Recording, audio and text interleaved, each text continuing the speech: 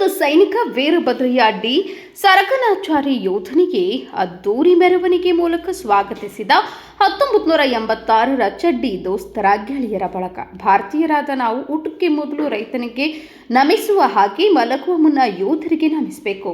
ಅದರಂತೆ ಬಾಗಲಕೋಟೆ ಜಿಲ್ಲೆಯ ಬಾದಾಮಿ ತಾಲೂಕಿನ ಅತಿ ಹೆಚ್ಚು ಸೈನಿಕರನ್ನ ನೀಡಿದ ಗ್ರಾಮ ಎಂಬ ಹೆಗ್ಗಳಿಕೆಗೆ ಪಾತ್ರವಾದ ಚೋಳಚಗುಡ್ಡ ಗ್ರಾಮದ ವೀರಭದ್ರಯ್ಯ ದಿ ಸರಕನಾಚಾರಿ ಯೋಧನು 22 ವರ್ಷಗಳ ಗಣನೀಯ ಸೇವೆ ಸಲ್ಲಿಸಿ ನಿವೃತ್ತಿ ಹೊಂದಿ ಸ್ವಗ್ರಾಮಕ್ಕೆ ಮರಳಿದ್ದಾರೆ.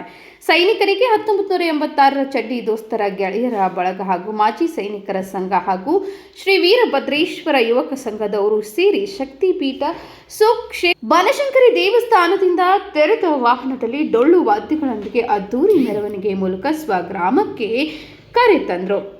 1986ರ ಚಡ್ಡಿ ದೋಸ್ತರ ಗೆಳೆಯರ ಬಳಗದವರು ಒಂದೇ ತರಹದ ಪೈಜಾಮ ಧರಿಸಿ ಮೆರವಣಿಗೆಯಲ್ಲಿ ಭಾಗವಹಿಸಿ ಮೆರವಣಿಗೆಯಲ್ಲಿ ಮೆರಗು ತಂದರು ಎನ್ನಬಹುದು. ನಂತರ ಕಾರ್ಗಿಲ್ ಹುತಾತ್ಮ ಯೋಧ ವೀರ ಯೋಧ ಶಿವಬಸಯ್ಯ ಕುಲಕರ್ಣಿ ಅವರಿಗೆ ಪುಷ್ಪ ಸಲ್ಲಿಸಿ ಮಾಡಿ ಗೌರವ ನಮನ ಸಲ್ಲಿಸಲಾಯಿತು.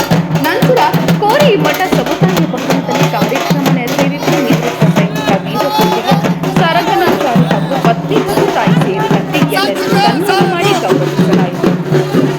ಇದೇ ಸಂದರ್ಭದಲ್ಲಿ ಮಾಜಿ ಸೈನಿಕರಿಗೆ ಹಾಗೂ ಸೈನಿಕರ ಧರ್ಮಪತ್ನಿಯರಿಗೆ ಸನ್ಮಾನ ಮಾಡಿ ಗೌರವಿಸಲಾಯಿತು. ಇದೇ ಸಂದರ್ಭದಲ್ಲಿ ಗ್ರಾಮದ ಗುರುಹಿರಿಯರು, ಯುವಕ ಮಿತ್ರರು, ಮಾಜಿ ಸೈನಿಕರ ಸಂಘದವರು, ಬೇರೆ ತಾಲೂಕುಗಳಿಂದ ಆಗಮಿಸಿದ ಮಾಜಿ ಸೈನಿಕರು ಪಾಲ್ಗೊಂಡು ಯಶಸ್ವಿಗೊಳಿಸಿದರು. News report Raju Shreyas Desai.